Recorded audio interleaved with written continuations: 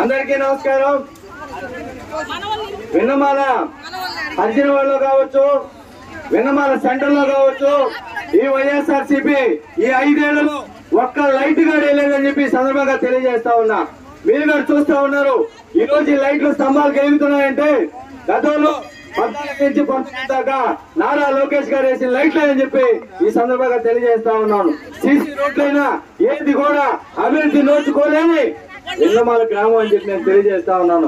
ఈ గ్రామంలో చాలా మంది నాయకులు ఉన్నారు, ఇక్కడ ఒక కౌన్సిలర్ ఉన్నారు, అక్కడ ఒక కౌన్సిలర్ ఉన్నారు, కానీ ఎప్పుడు కూడా ఎక్కడ కూడా ఒక చెట్టు కొట్టిన దాఖలా లేదు, ఒక రోడ్ వేసిన దాఖలా లేదని చెప్పి నేను తెలియజేస్తా ఉన్నా.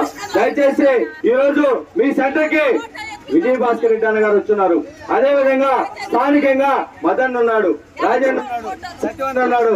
మీరందరూ గుర్తు పెట్టుకోండి, మంచి నాయకత్వం ఉన్నాం.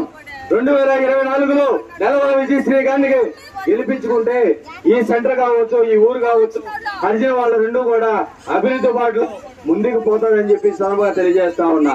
ఈ రోజు మనం చూస్తూ ఉన్నాం, ఈ రాక్షస పరిపాలన ఏదన్నా ఒకటి అడిగితే కేసులు పెడతా ఉన్నారు, మాకు లైట్ అయిందంటే కేసు పెడతా ఉన్నారు. మీరందరూ కూడా చూస్తా ఉన్నారు, ఈ రాష్ట్రంలో ఏం లేదు, ప్రతి ఒక్కరి దగ్గర కూడా స్మార్ట్ ఫోన్ ఉంది. మీకు ఎక్కడో విజయవాడ జరిగితే ఇక్కడ మీకు ఒక క్షణంలో తెలిసిపోతుంది. దయచేసి ఈ జగన్మోహన్ రెడ్డి పరిపాలన ఈ రాష్ట్రంలో కావచ్చు, మన సూలూరుపేటలో కావచ్చు, ఏ విధంగా ఉందో మీ అందరికీ తెలుసు అని చెప్పి సందర్భంగా తెలియజేస్తా ఉన్నా. దయచేసి 13వ తేదీ, నెక్స్ట్ మంత్ 13వ తేదీ మనకు ఎన్నికలు వస్తున్నాయి. మంది ఎన్డీఏ కూటమి Telugu Desam party, BJP party, Janasena party ఉమ్మడి అభ్యర్థి నెలవల విజయశ్రీ గారికి మీరందరూ కూడా ఇక్కడ సెంటర్ లో ఉన్న ప్రతి ఒక్కరు కూడా మీ ఓట్లన్నీ వేసి ఇక్కడ మెజార్టీ తెప్పించండి. మదన్న కావచ్చు, రాజన్న కావచ్చు, మేమందరం కూడా ఉండి ఇక్కడ సీసీ రోడ్లు ప్రతి ఒక్కరు కూడా చేయించే బాధ్యత మాది అని చెప్పి సంగతి తెలియజేస్తా ఉన్నాం. దయచేసి మీరు రేపు 5,000 ఇస్తాము, 3,000 ఇస్తాము అంటారు. మీరు మీ ఓటుని డబ్బులకు అమ్ముకోవద్దు. దయచేసి మన రాష్ట్రం 20 సంవత్సరాలు వెనక్కి వెళ్ళిపోయినది.